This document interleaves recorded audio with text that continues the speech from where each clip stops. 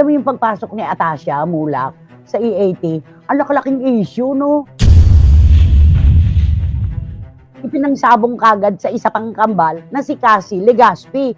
Wala namang kamuwang-muwang yung bata na sa pagpasok niya sa EAT. Silang dalawa paglalabanin, di ba? Kamakailan lang, nag-trending ang pangalan ni Cassie Legaspi sa dating Twitter noong isang Lunes. Talaga namang napansin ito ng mga netizen, at ang tanong nila, kaya pala naging trending ang young actress na ito. Kaya't huwag natin ito palampasin mga idol, pag-uusapan natin ito. Panoorin ang buong video. Kumusta mga idol, mayroon naman tayong bagong chika sa inyo. Bago yan, welcome sa channel ni Mr. JV. Sabi ng mga supporters ni Carmina Villarroel at Zoren Legaspi, kayang-kaya raw talaga nilang gawing trending si Cassie. At mukhang tama nga sila, dahil halos magkakasunod na trending topic ang may kinalaman sa kanya. Kasabay ng trending ni Cassie, tila pinaghahandaan na rin ng Kapuso Noontime Show, ang sagupaan ng dalawang young actress na si Cassie Legaspi versus Atasha Mulak. Kamakailan din kasi, nag-trending ang pangalan ni Atasha, na ipakilala siyang bagong The Barkads host. Hindi lang iyon, sa isang episode ng EAT noong Lunes, nabanggit na may kapatid pala si Tash, ang palayaw ni Atasha, na ipapakilala rin sa nasabing show. Si Andres Mulak ang twin brother ni Atasha. Ang daming naglalabas ang mga haka-haka, na kukunin di umano si Andres, para magkasama ang kambal sa show. Napaka-exciting, di ba? Parang may magiging friendly competition ng mga kambal sa mga noontime show pag nagkataon.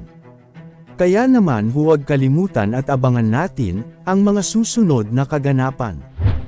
At speaking of noontime shows, mataas ang rating ng EAT noong Sabado, September 23, 2023, kung saan ipinakilala si Atasha Mulak bilang bagong miyembro ng Legit The Barkads.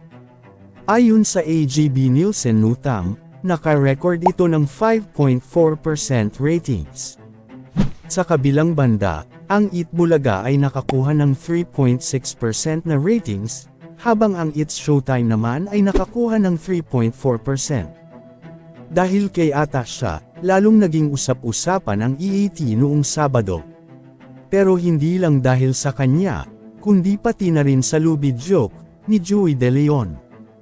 Ngunit hindi lang iyon, pati noong Lunes, September 25, mataas pa rin ang ratings ng EAT sa TV5 na umabot ng 4.3%. Ito ay mas mataas kaysa sa Eat Bulaga, na may ratings na 3.3%, at ang It's Showtime na may 2.7% na rating.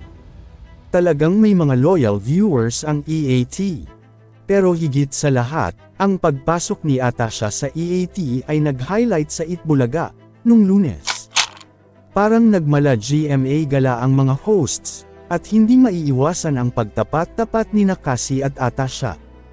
Kaya't abangan natin kung paano magiging mainit ang labanan ng dalawang anak ng mga sikat na artista. Hindi tuloy maiwasan ang tila pinagtapat sina Cassie at Atasha. Noong July 1, nagsimula ang Battle of Noontime Shows, ang EAT sa TV5, laban sa Eat Bulaga sa GMA7, at ang It's Showtime sa GTV. Ang mga noontime shows na ito ay patuloy na nagbibigay saya at kilig sa mga manunood. At abangan natin kung sino ang magiging hari o reyna ng tanghalian. Ang tanong, paano natin ma-imagine ang mainit na sagupaan ni Cassie at Atasha sa mga noontime show? At sino ang inyong bet na manalo?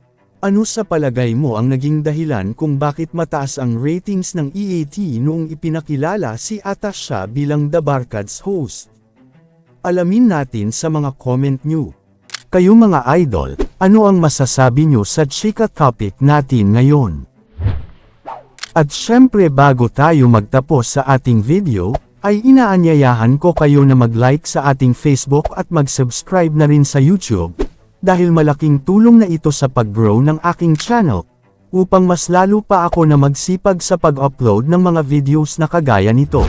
Hindi naman ako nagmamakaawa sa inyo mga idol, pero sana maawa na kayo. Hanggang dito na lang ang ating video, maraming salamat sa inyong pagtambay, bye-bye.